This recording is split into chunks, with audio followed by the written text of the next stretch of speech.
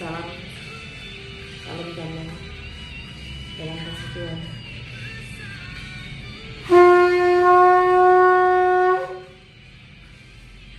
Pada pagi ini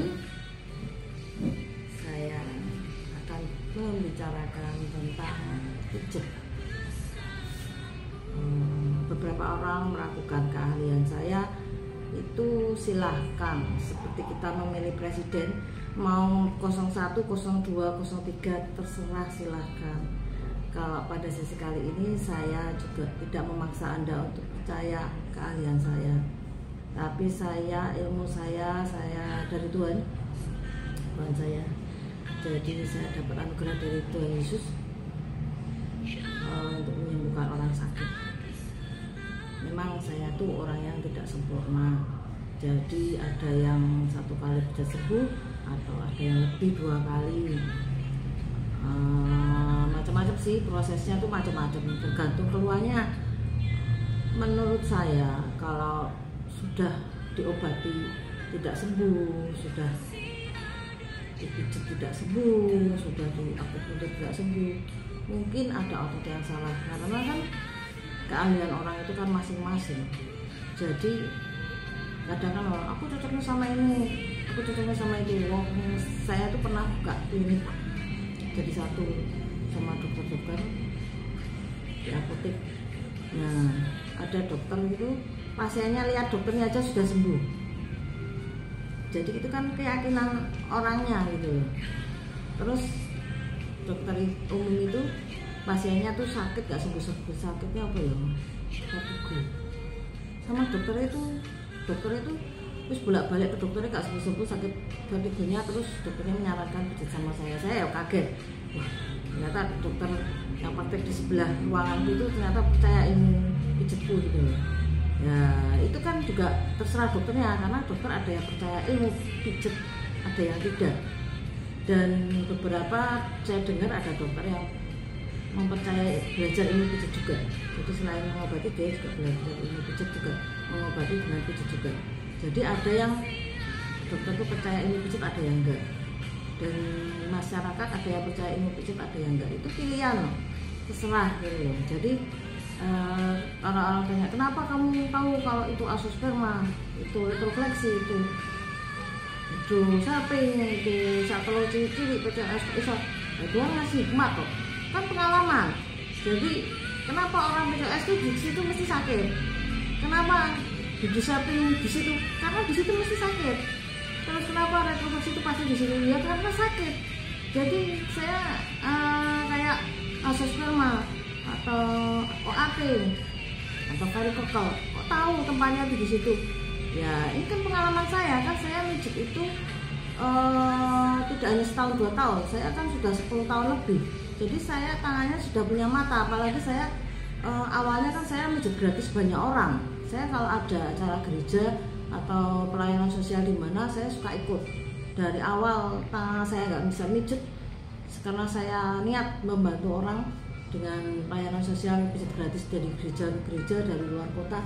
Itu akhirnya tanganku punya mata, karena Tuhan memberi anugerah hikmat, wahyu, pengertian, sehingga tangan saya punya mata. Jadi saya tahu, oh ini orang ini sakitnya sini. Kenapa saya tuh bisa menyembuhkan sakit gula? Tapi kadang orang itu maunya sekali bisa sembuh. Ya menurut saya, ya ada memang sekali bisa sembuh, ada kalau nggak parah. Kalau yang parah nggak mungkin sekali bisa sembuh. Orang kita ke dokter aja berkali-kali juga ada yang belum sembuh kan gitu. Kadang ada yang seumur hidup ke dokter. Jadi itu masing-masing itu tergantung tingkat keparahan masing-masing. Kalau menurut saya tuh otot salah, otot saraf yang salah letak itu tergantung kamu tuh ngapain gitu loh.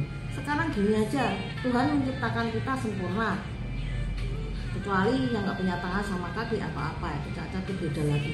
Tapi yang sempurna, kenapa sih ada yang sakit, ada yang enggak kan gitu?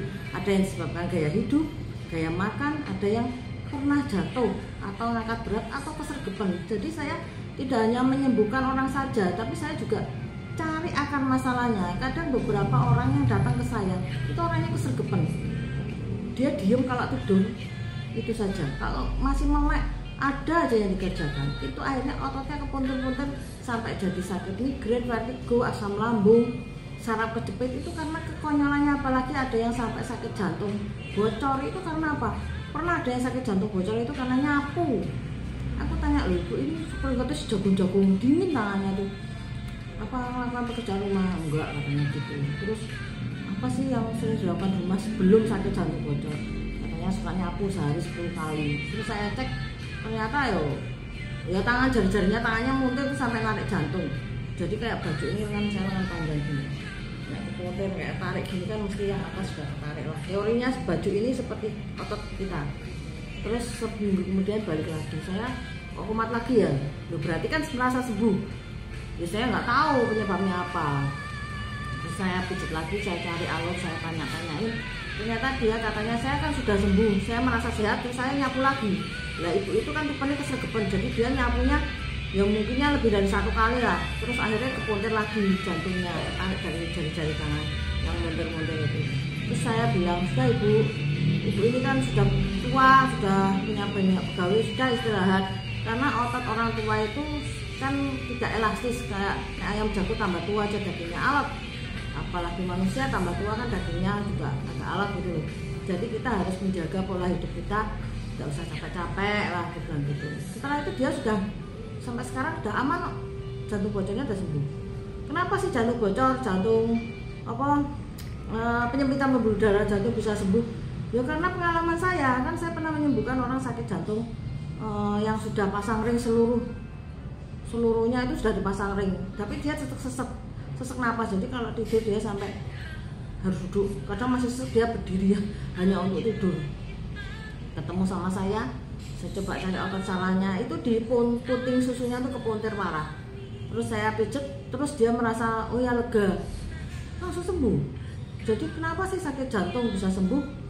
Ya menurut saya kalau dioperasi sembuh itu berarti kasus ringan. Kalau sudah dioperasi masih sesek terus, itu berarti otot kepuntirnya parah. Jadi bukan salah dokternya, salah otot orangnya itu. Mungkin orangnya melakukan aktivitas yang berat, mungkin pernah jatuh sampai otot jantungnya ketarik.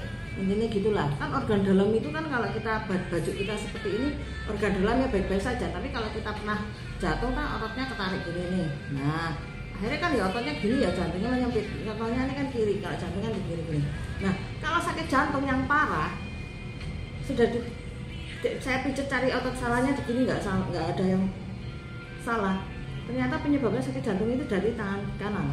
Itu bisa karena jantungnya sakit parah, otot kanan itu sampai baju ini ketarik ke sini, sampai jantungnya sebelah sini ketarik ke sini. Intinya gitu. Jadi kalau orang sakit gula, yang gula 400 sampai tak terhingga, itu kan normalnya pankreas itu sebelah kiri. Kalau ketariknya sebelah kiri, dipijat sebelah kiri bisa sembuh. Tapi kalau gula 400 tak terdeteksi, tak hingga dipijat sebelah kiri nggak sembuh-sembuh, penyebabnya itu kanan. Nah yang kanan ini juga narik pankreas, ketarik gini. Nah seperti baju ini ketarik gini terus diem aja, jadi kan kerja pankreas akhirnya tidak normal. Ini teori saya. Asam lambung juga penyebabnya juga dari ini. Biasanya nek sakit gula maka gandeng sama lambung, sakit jantung sama napas. Itu kadang karena dia jatuh terlalu parah atau angkat berat atau kesergepan itu. Jadi kita harus cari akar masalahnya. Kadang gara-gara tidur juga bisa. Kayak orang belum punya anak, kadang yang konyol itu karena tidur miring. Orang tidur miring yang anteng, yang tenang itu, tidur miring gini dari pertama bangun sampai tidur sampai bangun itu nggak bergerak, itu yang bisa menyebabkan cedera otot, menyebabkan pusing, nggak sembuh, mata buram, menyebabkan keseimbangan, gangguan keseimbangan, menyebabkan dada sesak, menyebabkan asam lambung parah, kadang sampai saraf kejepit itu karena gaya tidur yang tenang itu loh. Jadi macam-macam, dan ini semua pengalaman saya gitu. Jadi kenapa saya nyuruh orang untuk pijat sama saya, bayar di depan, karena rata-rata semua saya pernah ngantri sampai 8 bulan. Dan yang ngantri itu kan pertamanya nggak bayar, terus ternyata pas hari H banyak yang nggak datang. Itu kan kasihan yang niat pijet.